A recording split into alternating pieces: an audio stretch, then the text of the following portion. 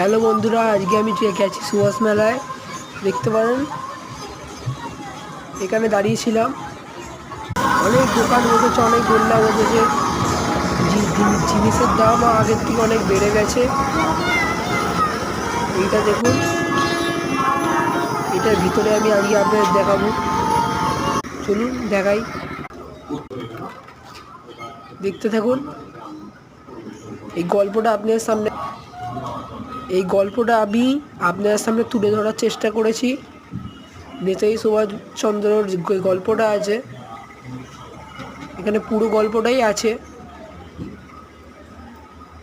ছবি দিয়ে করা আছে।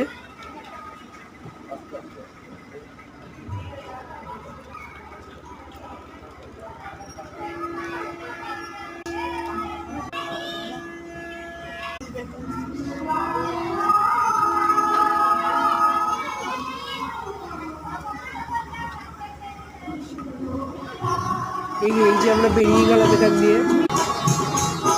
বাবার আমি গেছিলাম আজকে সুভাষ মেলায়, ওখানে ফাংশন হচ্ছে, জুয়েলারি